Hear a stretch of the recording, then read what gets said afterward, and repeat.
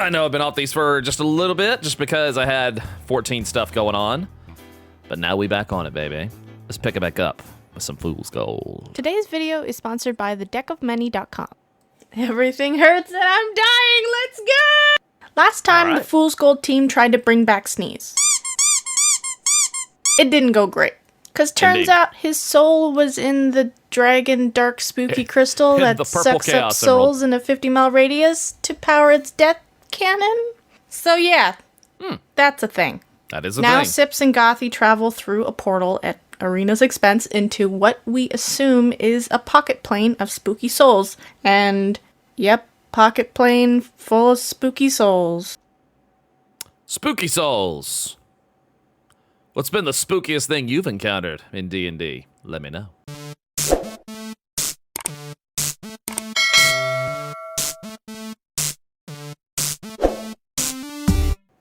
Well, this place is... Everything sucks. Terrible. Let's just hurry up, and then we see some souls we recognize. Group of goblins, giant spiders, and a bunch of sheep. Not gonna explain the sheep. No, they got what they deserved. Oh, and you guys might be wondering if Kinora and the Trask are in here as well? Well, first of all, the Trask was choked out, not killed. That thing is literally unkillable. I don't know what else to tell you. True. As for Kinora, she technically died in a one-way portal to the fire plane, so her soul's is on that side, not this side. Thank God. Anyway, we managed to sneak without getting noticed by the spirits, traveling along in the soulscape till we finally spot Sneeze! Ooh. Sips runs over to Sneeze, who doesn't even really acknowledge him. Kinda like he's ignoring him. Yeah. Alright, I get it. I messed up. You did. Bad. You did. But I messed up a lot, if you haven't noticed. You did. And for once, I thought I could handle something on my own, but in the end, I still needed help. Like I always do. Yes. And because of that, I got you killed. You did. I don't know why I'm surprised. I bet you're not. Nope. I get it if you don't want to come back. I just... Could you at least just look at me? Sips? I don't think he can hear you. Actually, I don't think he can see us either. We seem to be invisible to the spirits in here. Oh. Did you want to talk? Nope. Okay. All right, well, what if Sips touches Sneeze and instantly a feeling of connection comes and snaps Sneeze out of that dead funk and he turns to see Sips. Aww. Hey, kid. Let's go home. Then they hug, and it's adorable. And shut up, I'm not crying, you're crying. But this moment is cut short as we hear, Sips? You know how Sneeze can see us now? Well, I think all the spirits are able to see us now. Shit. Fun fact about this place. Making contact with the spirit kinda causes you to pop into their playing field now. Before you were an observer, now you're in it. Oh. So we slowly back up and then into a thing. Now, you guys remember that thing Mr. Wizardly mentioned at the end of episode 6? Yes. A big, scaly, deadly dragon. Yeah, that thing. That's the thing. Hey, Gresh. You're still not mad about the whole murdering you by blasting a big hole in your guts, are you?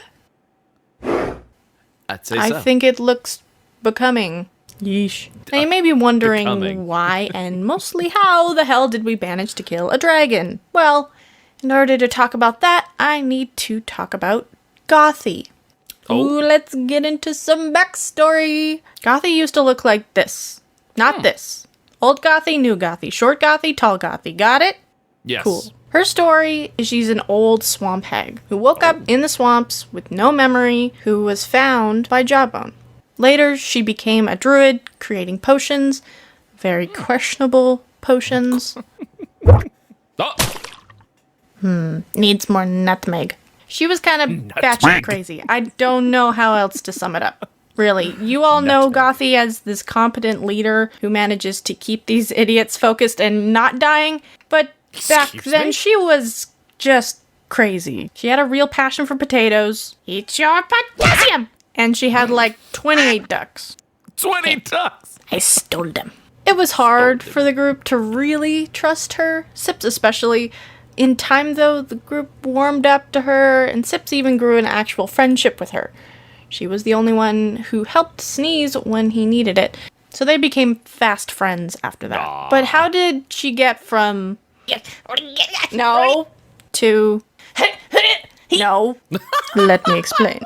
Near the beginning of the campaign, beautiful. So before all that Tarrasque business, beautiful. The group had traveled in the jungles to a small village called Bundarico.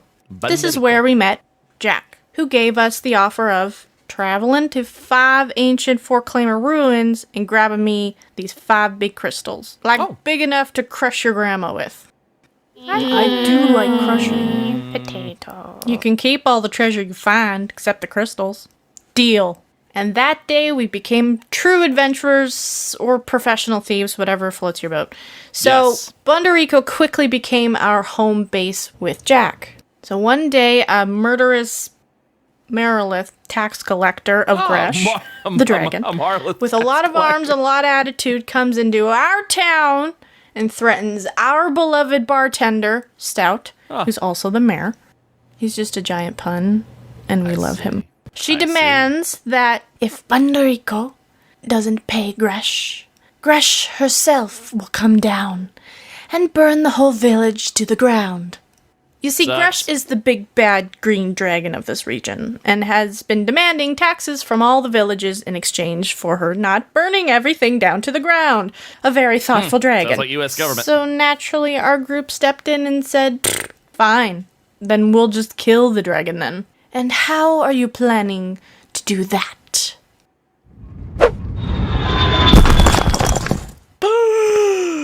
And when were you gonna tell me you have a giant ancient four-claimer mechanical dragon? Never. Yeah. So, with ridiculous amounts of prep and praying to the D&D gods, we managed to face off with Gresh, mano y mano, Dragon v. Mech Dragon. One of the most epic battles ever perceived in D&D history. And I am not gonna animate it, because I am one woman, and get off my back! So we fight. And it's epic. And with our last bit of power, we blast a super mega awesome death fire! Push the damn button! Fettuccine! Hey! Blast right into Gresh's guts, making a giant beam-sized hole. And with that final blow, Gresh falls. We go down to check to make sure that, yep, she's super dead. Jack joins us. Chop her tail off. Jesus! Don't do that again. So we all laugh and chat of our victory. Jack congratulates us on killing a goddamn dragon. It's one of those nice moments in D&D. Until Jack casually comes up to Gothy and goes in for a hug. Then in one swift motion, stabs Gothy right in her guts. She lets out a cry and lurches forward in pain. Time slows down as the group slowly realizes what just happened as Gothy collapses right in front of us. I see now. I get it. You piece of... I'll kill you! What did you do? Wait, look! And then with our own eyes, we see Gothy transform, growing to a 6'5" Amazonian-built woman and glowing lines all over her body. This is Gothy, a four-claimer.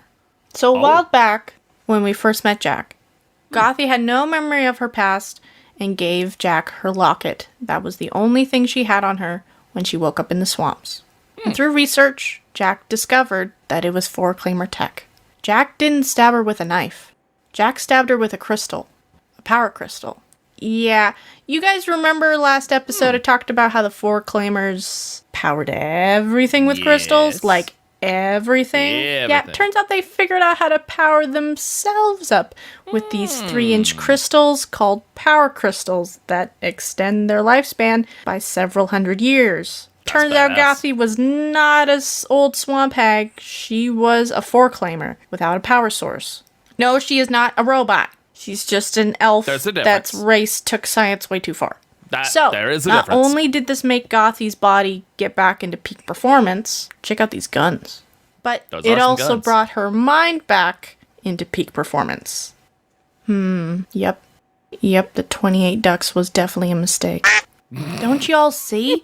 She's a descendant of a four-claimers. Isn't she beautiful? Hey, Sips. Huh? Did I turn a goblin into goo? You did. Yeah. Yeah. So there you have it. Now you know how Gothy became Gothy. However, it did take her some time to get the height. But in time, she became the real competent leader of the group. Bless her. And I know some of you want to know what's behind Gothy's mask. No, I don't, But actually. patience. Because right now, we still have the issue of Sip, Sneeze, and Gothy staring down a very pissed off ghost dragon in the spooky soul plane. Okay. No problem. I'll simply turn us invisible so we can sneak away. Yes. I cast a spell. Nothing. Apparently magic doesn't work in here either. Another fun fact. We should run, right? Oh, yeah. Absolutely. So, yeah, we book it. In fear and panic, we run towards a now closing portal. Of course it's Oh, closing. good. Yes. Need that extra tension, huh? And as we make our way there, something happens. Suddenly, souls just start popping in. A lot of them. Civilians, women, children, soldiers.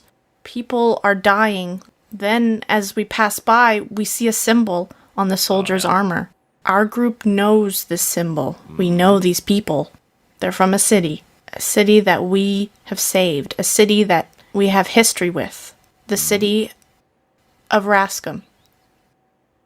This video is sponsored by Wait, just a second. Before we get into that tasty sponsor biz, Felix has made a four-claimer race stat sheet for you guys, so now you can make your own crystal techno elf and implement them into your adventures. Link in the description down below. The city of racism. So don't message me about it. Yes, the city of racism. I'm done now. Now you can. This video is sponsored by the Decomini.com. Show me that They make sponsor. convenient reference cards for 5th edition D&D of monsters, NPCs, conditions, a lot of really cool stuff. Right now, they just got really awesome stuff. I think you should check them out. That's a nice Medusa card. Cool? Cool. Cool. Yeah. Yeah. Yeah. This video. I like Gothy. She's a badass. I like her.